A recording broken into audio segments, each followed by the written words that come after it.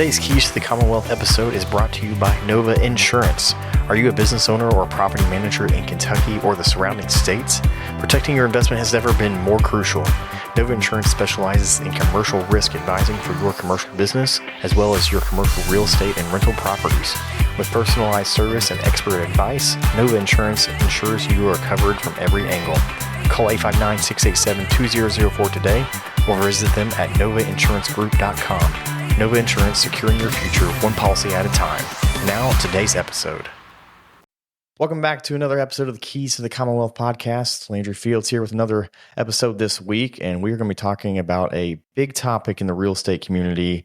Not necessarily the commercial side of things as it's been impacted as much, but definitely the residential and a lot of those aspects have been a fear of like how much what's happening as far as change in regards to some lawsuits with the National Association of Realtors and so forth. So we're going to kind of dive into all that today as far as why this all happened, how it happened, what it's going to mean for you, and where the changes are going to be happening in the future as far as to be aware of and to know about. So without further ado, I want to introduce Todd back to the Keys to the Commonwealth podcast. Appreciate you coming on the show, Todd. Brother, thank you so much. Absolutely. This is a joy. So I'm super passionate about this, and I can't wait to dig into it. Absolutely. And I think, and I know you'll agree that it's a topic that people obviously I think have heard about with these changes, but people are vastly unaware or uneducated on what it really means, how we got here, and any of the ins and outs. And I would say there's probably a lot of people in the real estate world in general that probably are not as educated as they should be on it. That's my words, not Todd's. Seriously, that's my words, not Todd's, just from what I've seen. But that being said, as we always do, to hop back in the door and kind of tell us a little bit about yourself, where you're from, how you got to where you are today. Yeah, so I know I may not look like it, but I'm 42 years old. Unbelievable. So I'm 42, married, 3 kids, ages 8, 5, and 3. Okay. And so life is big, it's beautiful, it's busy, and we're just hanging on for dear life to enjoy all the moments that happen. Born and raised in Lexington. Okay. And went to University of Kentucky, graduated in 2005. Got my real estate license in 2006. And so I've been in the real estate world for 18 years. Okay. Do you have family in it? Oh, yes. Okay. So my dad has been in it since the mid 80s. So he's at 30 plus years. Wow. My mom got her license in 2001. And my younger brother, Tyler, he has his license. And my wife is a realtor as well. And so it is a legit family affair.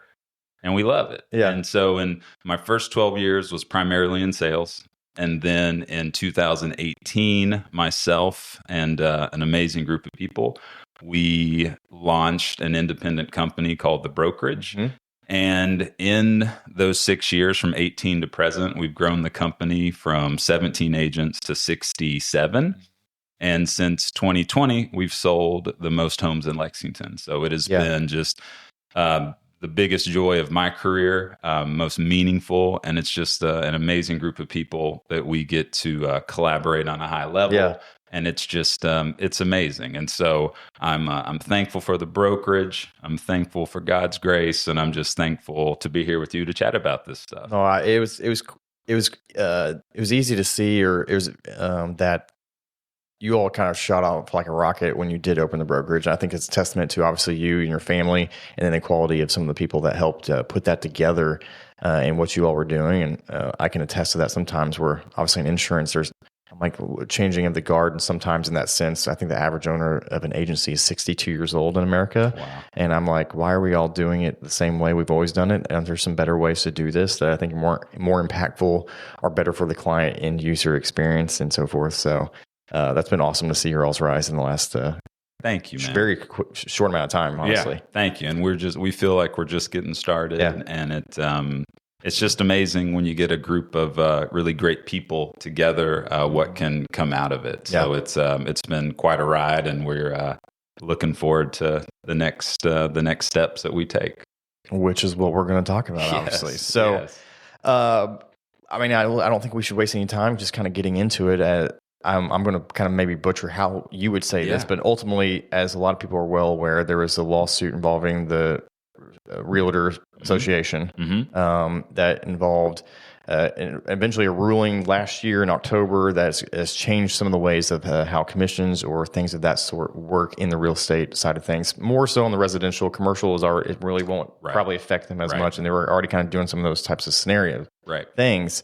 But I guess hop back into, how did we get to where we are? What caused this? And then we can kind of get into where we're going and what it means. So it gives a real quick preview of what we're going to be talking about, I guess, and then we'll kind of get more granular. Yeah. So the case that we're going to be focusing on is and first off, I never thought I would be going through legal court documents trying to find out information and just digging through like what does like trebled, what does a class action suit mean, like all these things. But I've become a little more advanced in my knowledge of these things because of this. And so a lot of the headlines that have been out there, they've captured some of the essence of the case, but of course they also want to get clicks and get eyeballs. And so you've seen some pretty big headlines. Oh, yeah. And, what I wanted to do today chatting with you is just kind of read some of the actual like complaints that were filed in the courts and just kind of go through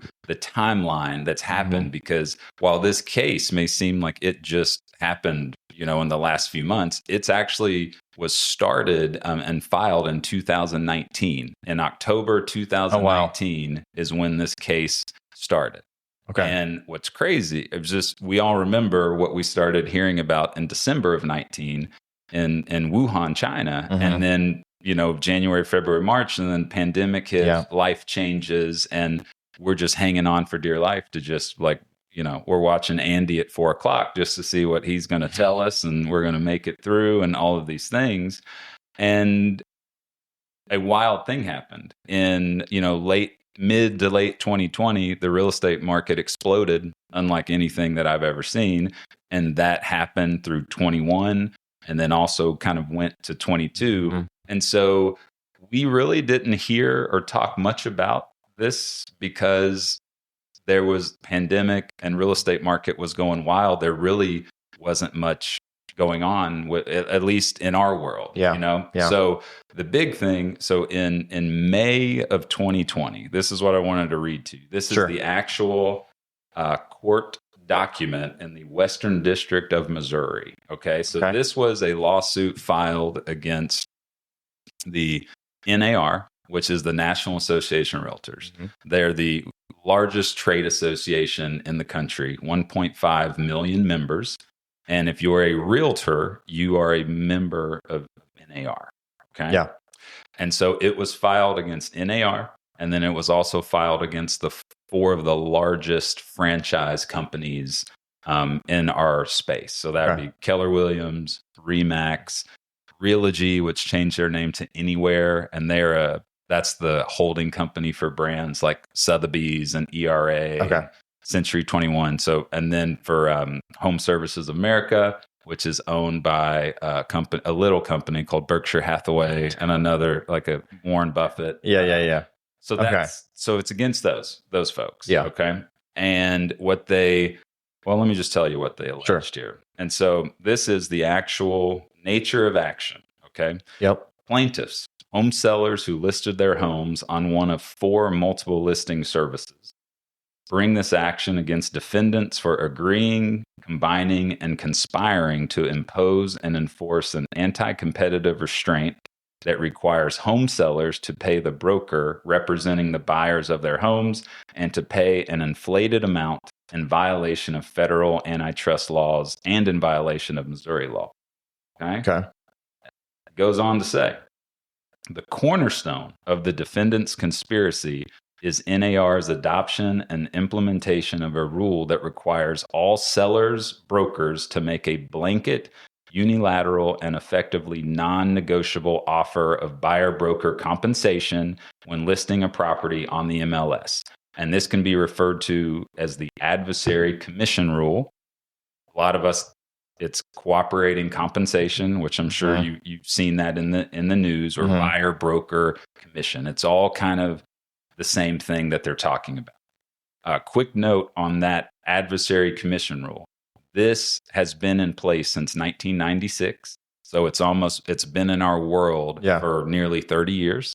As long as I can remember it pretty much. And the reason it was put into our world is because the DOJ wanted us to do this, because before that, there was something called sub-agency, which was not, I don't think, that was before my time. So I don't know much about it. Sure. But this rule was put into effect because what was happening previously, the Department of Justice didn't like that either. And so this has been. Now, and you may be saying, what's that? So here's the second part of it. It's, as a result, to gain the cooperation of buyer brokers, selling brokers are incentivized to offer a higher adversary buyer broker commission as part of complying with NAR's mandatory adversary commission rule. And they argue that if this rule were not in place, the cost of buyer broker commissions would be paid by their clients, home buyers, and the buyer brokers would thus have to compete with one another by offering a lower commission rate. This rule thereby restrains price competition among buyer brokers because the person who actually retains the buyer broker, the home buyer, does not negotiate or pay the commission for his or her broker. I rest my case. Okay. So put it into layman's terms in that sense, as far as, historically, we've always, for the last, obviously, 20 years or so or more, just assume there's going to be, probably around a 6% scenario paid out by the seller of the home, traditionally more so than not. Right. And what does that mean going forward? What was the... what is that in layman's terms? So let's say, the issue that the DOJ has is, let's say that I'm the listing agent. Yep. And I'm going to use you as the other agent. Let's say with the seller over here, and I'm communicating with the seller, and this is prior to August 17th, with 2024, which we'll get into in a minute. So this is the old way. Okay. And it would say, hey, seller, we're going to list your home, and this is the commission that I charge. And for this example, because commission is negotiable and not set by law, but we'll just say it's 6%. And so that 6% then gets remitted to me, the listing broker, and we are agreeing to remit 3% of that, half of that, to the buyer broker who brings us the offer. Okay. This is listed on the MLS, so all realtors can see what that number is. And there really is not any negotiation. Let's say, and you're the buyer's agent, right? Your buyer, right, never really negotiates the rate that they are going to pay you, because the listing agent and the seller have negotiated for them. So the DOJ and the complaints here just say you can't. There's no competition there, right? So you can't get a fair market value there if there's no competition. Was one of the other warning scenarios they were trying to hedge against was just that it wasn't always 3% to the buying realtor, in the sense that it made, I guess they were trying to point that there was incentivizations for people from the realtor representing the buyer to only show properties that were maybe offering a 3% versus a 2.5% or 2. Correct. So so this is what they pointed to is called steering, where in the MLS you could see what a seller was offering.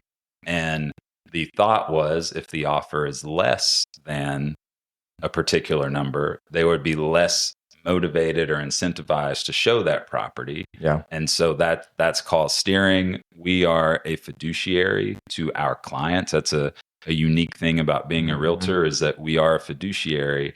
And so if someone was doing that, they're breaking a number of ethical codes that we have agreed to abide by. Yeah. And so, but those were those dynamics in place there, that when they got brought up in front of the jury, we can kind of talk about how it played out, but it all revolved around that cooperating compensation that was being offered. And it kind of comes down to sharing commissions. The courts decided it. The DOJ has been saying it. They do not want realtors sharing commissions. Right? Yeah. It needs to be coming directly from the seller. And we'll kind of get into what it looks like today. But that was the crux of the whole case. So all kind of flowed through, obviously, as we know, the seller side of things. And we're basically saying at the end of the day, they don't want that. They want them to be separate, in separate buckets almost from the get-go, and worked out the commissions for both the seller and the buyer up front before you've ever even engaged in that sense. Yes. So they would like it, and their work, what the ideas that they had in 2019 was that the buyer talks with their agent, they agree to something, and then that is kind of the number that they've agreed to. And then that would be kind of what's put into the contract, or the buyer pays it direct, whatever they negotiate. Which is, in all fairness, probably how most things work in our life between lawyers or other aspects, an agent of, just your representative agent of some kind in your life and so forth. So, right. I don't think anyone's saying, "Oh, that doesn't make sense," I guess, but right. And so.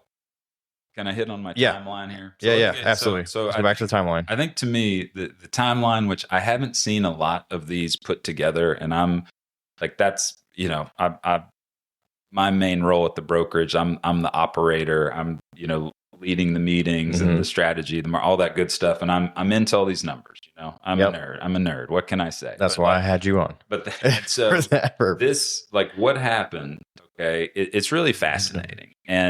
And really, and I just have a little timeline of what happened, how it played out, because a lot of things went down before this verdict in October. Yeah. Okay. And so, the case started in October in 2019 in Missouri, right? And what's really wild about this, Landry, think about that. Like this lawsuit was for 4 MLSs in Missouri. That's a pretty small sample size. Okay. At the same time, there was another lawsuit that was filed in Illinois called the Morrill case. Okay. And it covered 20 MLSs in multiple states. And it was, they say, 5 to 6 times larger than this Missouri case. Okay. So just keep that in mind for what I'm going to get to. Okay. So the Stitzer case got class certification in April 22. Okay. So in 2022, it's a class action suit. We get to 2023, where Realty, aka Anywhere, they settle in September of 23 for $83 million. Okay.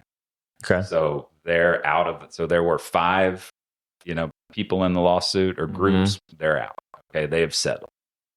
Remax settles a few weeks later for $55 million.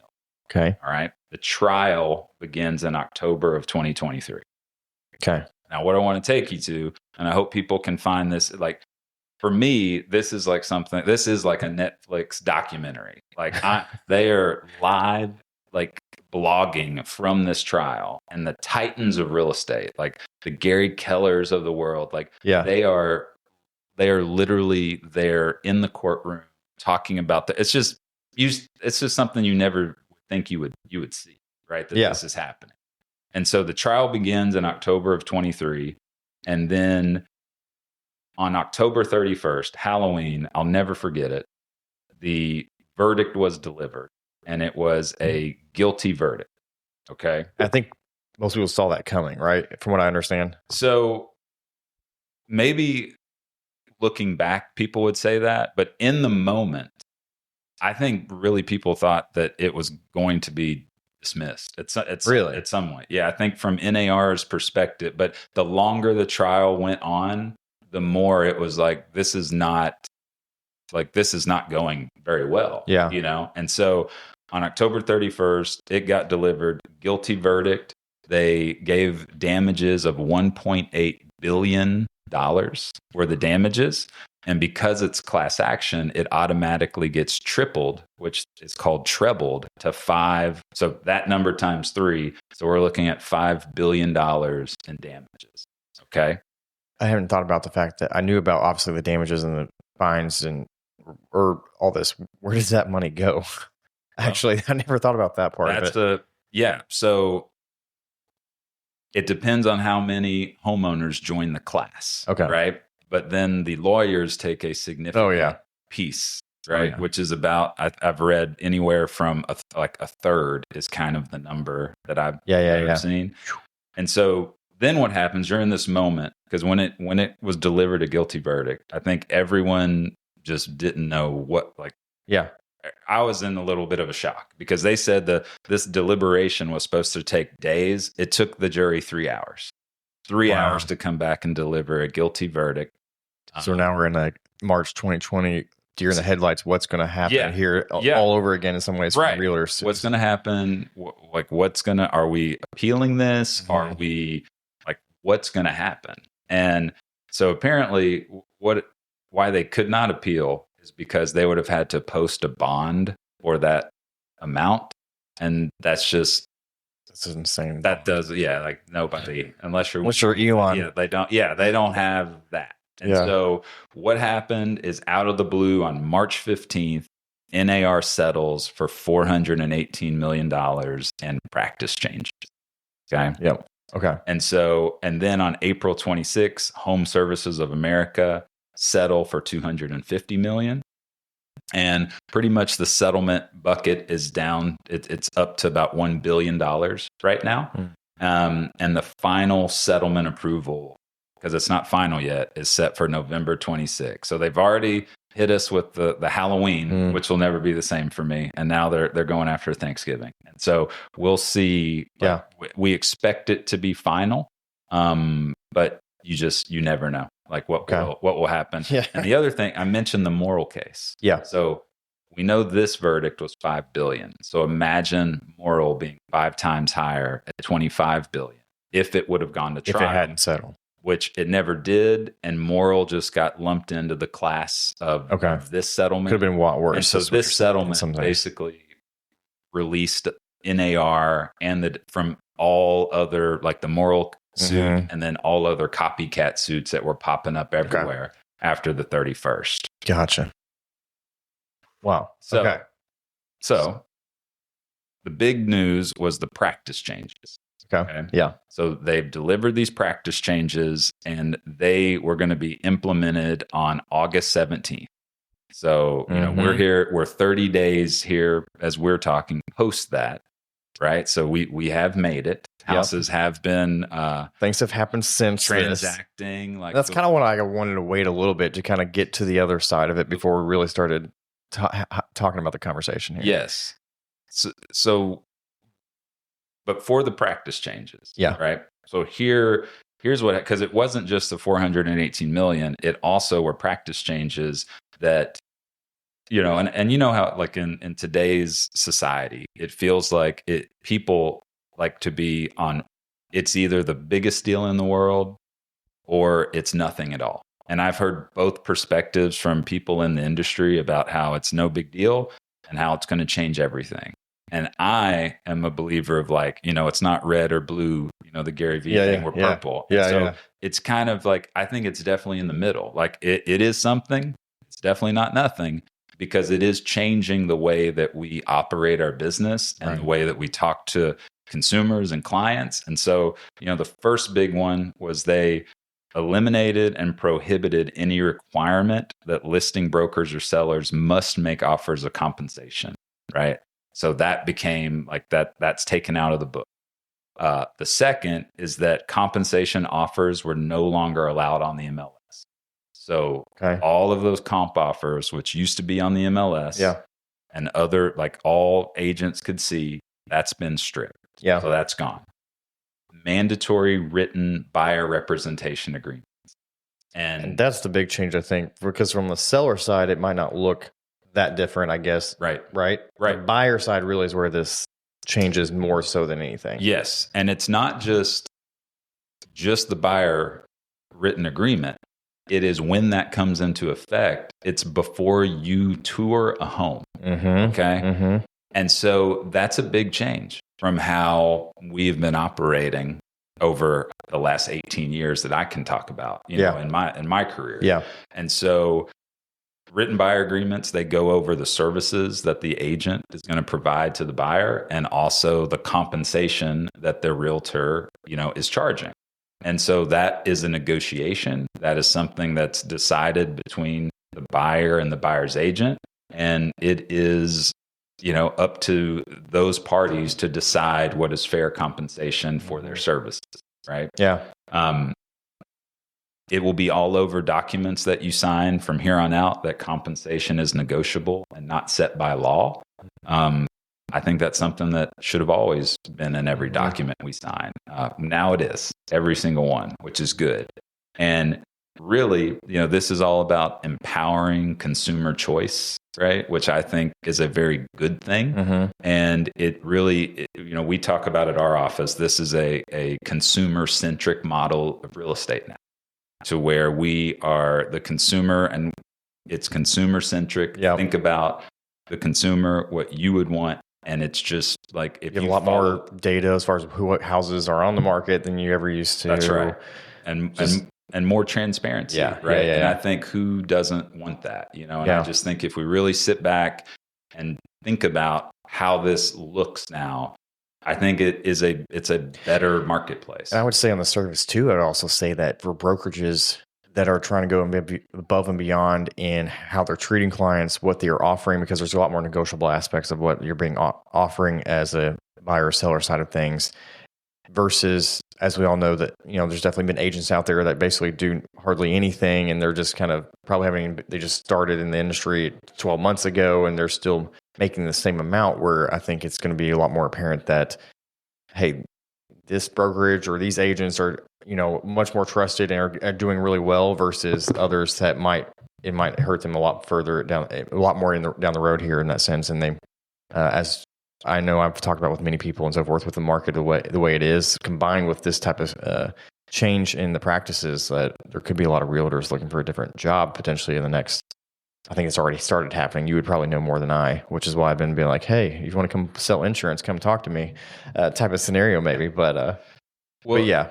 Yeah, and it is, and I think any industry, right? You have a level of service and professionalism and skill that it's always going to be there. And for those people that really capture that, yes, yeah. like, they will be just fine, right? And if you're putting consumers first and you're consumer centric and you are in the market, you know what's happening, you know how to negotiate a contract, you know how to talk about compensation, you know how to get whatever your client is wanting, you know how to make that happen. Like, those people will be totally fine. Just like any industry. Like, if I come talk to you about insurance, I will know from moment one that you know what you're doing, that you've been doing it a while, and you deliver good customer experience, right? Like, that's very clear. And I'm sure there are people in your business that you're just like, I don't know what to say. But I think in any walk of life, like, we can all kind of agree to that. Like, do we know what you're talking about? Yeah. And I think for this, it's the same thing. Like, the skill is going to have to rise. Yeah. And if it doesn't, then people will be left thinking, like, what just happened? And that's why, like, at our company, and there's several great companies in our team that are really, like, doing what they need to do to provide a great experience for the consumer, for the client. And, I just think that's the way, like, that is the way that this is going to go. And that is, if you do not adapt, you will be left behind. Yeah. And so, we look at it as a challenge to get better, and look at it a challenge to see how can we improve on this and what we're doing. And, I'm proud of what our agents, the work that we've been doing to get ready for this. And I think we're well ahead of the industry norm right now. Yeah. And I'm proud of how our people have responded. That's awesome. I think, to put another example from what I've heard, obviously, I think some of the changes from a seller standpoint, if we could talk about that a little bit more granular as far as what that actually means. From what I understand, there could be scenarios where, if you're a first-time homeowner, a package and compensation amount based upon different brokerages could look like this amount, versus if the price range ends up being this, it might end up being this amount. Or here's extra incentives that come along with different stuff. Right. So maybe break that down a little bit more, what that could look like, or is starting to look like from the seller side of things. Yeah, and I think this is probably what, on the realtor side, kind of really concerns worries a lot of realtors is because if they just read the headlines, which, and they've been everywhere. The one that I remember was the Wall Street Journal, and they just called like breaking up the cartel. And I'm just like, the cartel? I mean, that's, back room, smoking cigars, like doing crazy. And I'm like, I live in Lexington. Let's talk about clickbait. I walk my kids to school. I go to the grocery. Like I cheer on the cats. Like I'm just, I'm putting it, I take the trash out. I make the coffee. I do it like I do all the things that you do. Yeah. And like the cartel, I'm just like, what are, and so I definitely did have a moment where it was just like, man, they are just dunking all over like my world. And people latched onto that, and it's just, it's part of the world. I understand, but it's like, that's where we, to kind of go against the resistance is like, hey, let's show up in a big way for our industry and for our people. And like, let's do things a certain way. I'm sorry, I keep plugging, but it's like, we talk about the brokerage way. And this is something else that goes into like, hey, this is what we're doing. This is what we're doing different.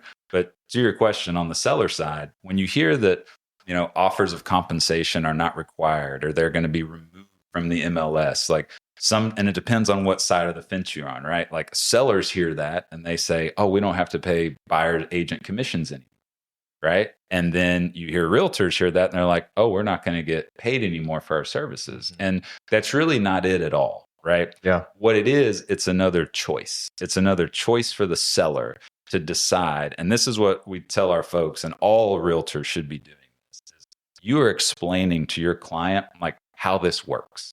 Like this is how it works. And this is how the market, this is how a transaction flows.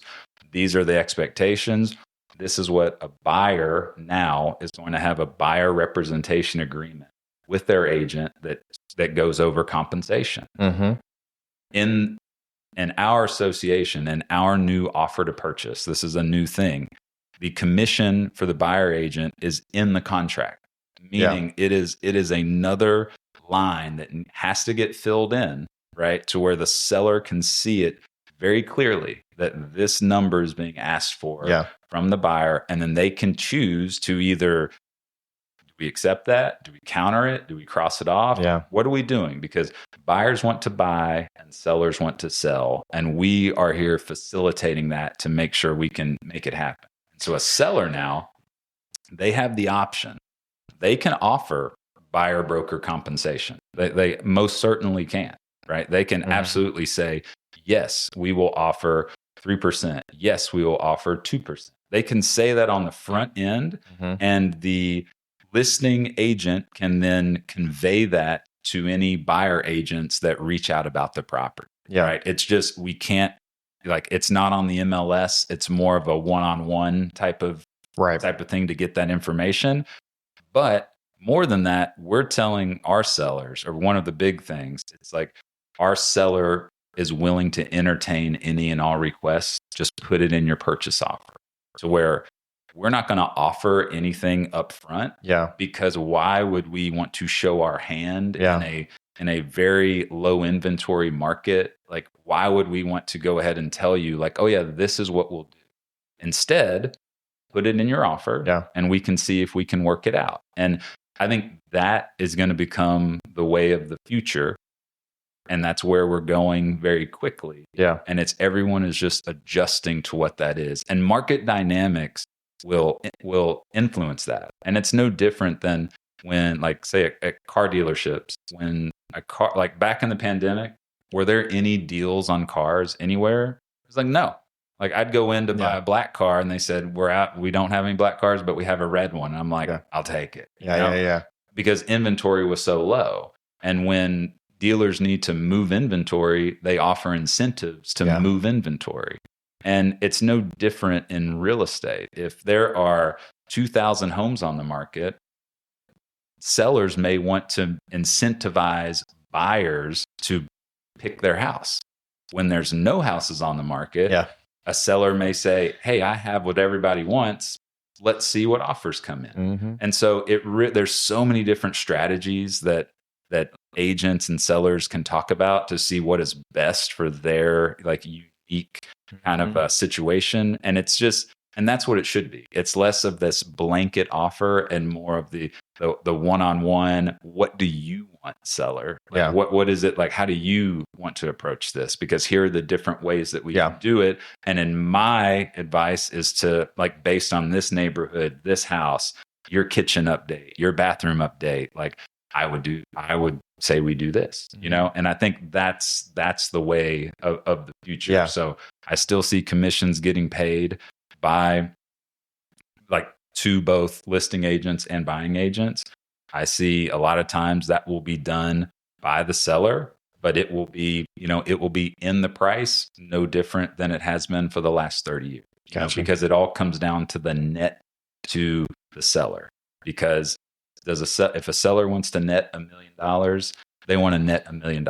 And how they get there, usually they don't really mind how they get there. And so as long as they're netting what they want to net, deals get done and things get worked out. So ultimately, just more negotiating places that really have to be discussed outside of just what we're offering as at the closing table.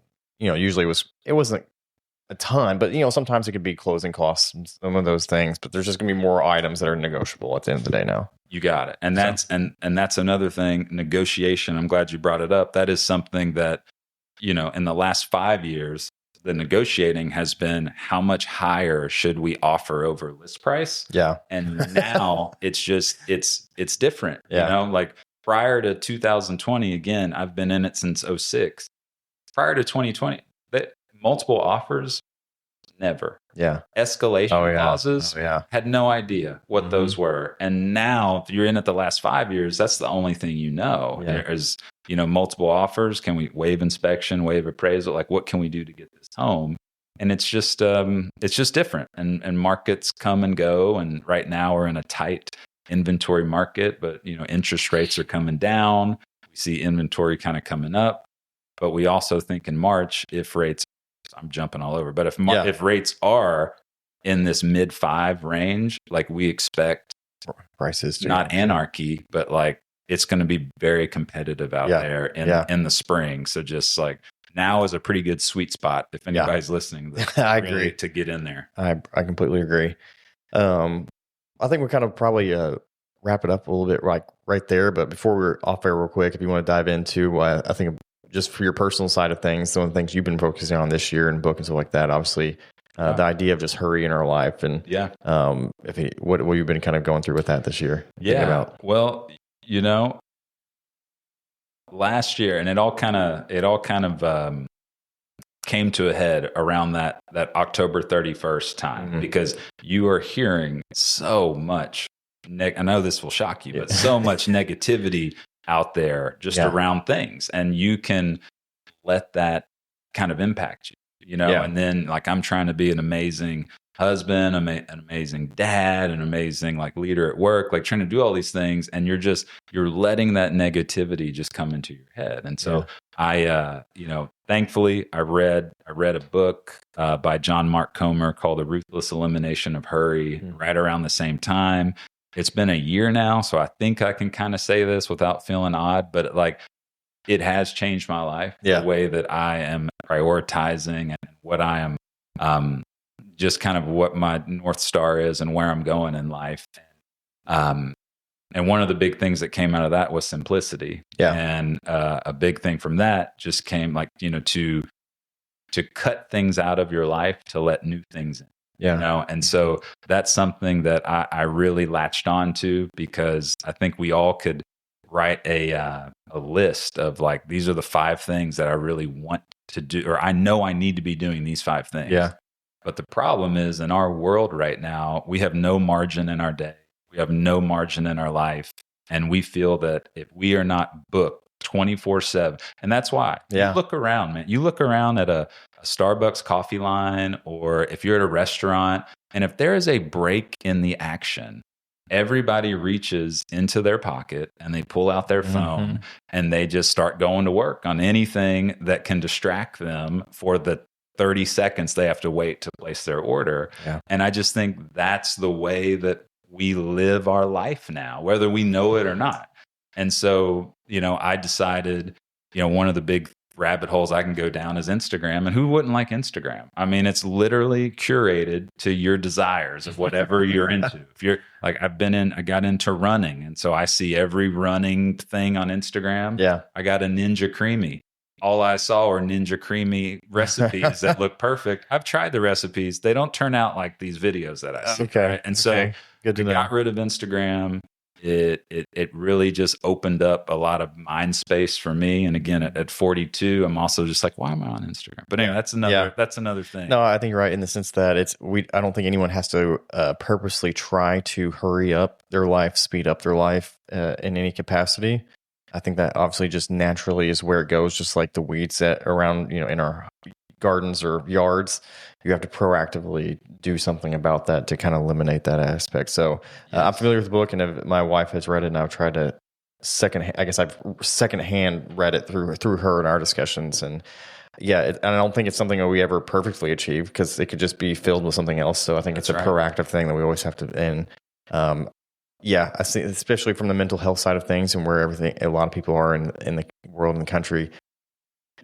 Being real with ourselves, honest with ourselves, stop trying to fake and live out a persona that isn't real, I think is what I'm trying to not do anymore, and be more honest and with failures and with time, and say, hey, I maybe should be honest with myself, and maybe I should be locking the phone away at night type of scenario a whole lot more is something I definitely need to do more of, for sure. I've gotten better, but I can still always get better in that sense. So I appreciate that in those words, and appreciate your time today, and hopefully we brought some clarity a little bit to some of the aspects. If not, is there a good way if anybody could reach out and contact you? If so, yes. So again, I'm not on Instagram, so I'm sorry. But Facebook, do you have a beeper? I'm there. Yeah. Okay. If you could fax me in my office, that'd be great.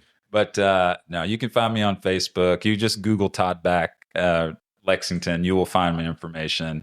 I love talking about this stuff. I'm passionate about it. And as one parting note, Lynch, because I know you have a lot of investors on here. That's true. To talk about. Okay, so what I bring is this year-over-year Fayette County residential sales data. Okay, and our little game we're going to play here. Okay, so in 2018, when we started the brokerage, what would you say the median price was in Lexington, Kentucky? More educated than most, some respects, with the fact that I'm in insurance. Bring it on. I'm going to guess it was like around 250, 275. Okay. So in 2018, through 4,119 sales, median price was 210. Or 10,000. Okay. Today, year to date, we are at 340,000 for the median. Even if you go back to 2020, that median was 237. And, everyone was like, I'm going to wait until things cool down in the real estate market. Well, each year it's gone up significantly. Yeah. And now we're sitting at 340. When I got into real estate in 2006, the median price was 160. And so it's pretty amazing what real estate does and how it grows and how you can grow your wealth and change your life. And it's just pretty incredible. I'll leave you can dive into these because it's pretty fascinating. The inventory in 2006 was 2,200 homes. Currently we're at 332. And so we can, there's a lot to say here about which is why I moved last year, knowing that prices are only going to go up, and I've got to barely jump on something when I can and pay an extra $100, $125 a month if I have to, knowing that there's a likely chance I could probably get that down at some point down the road. That's right. Yeah. Well, man, thank you so much. Absolutely. Appreciate it. It's been a blast. Appreciate your time, and we'll see everybody back here in another couple of weeks for another episode of the Keys to Commonwealth podcast. Thanks, Todd.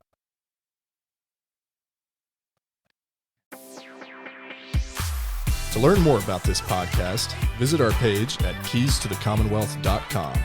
To connect with Landry regarding insuring your investment portfolio, email Landry at novainsuranceGroup.com or call 859-687-2004.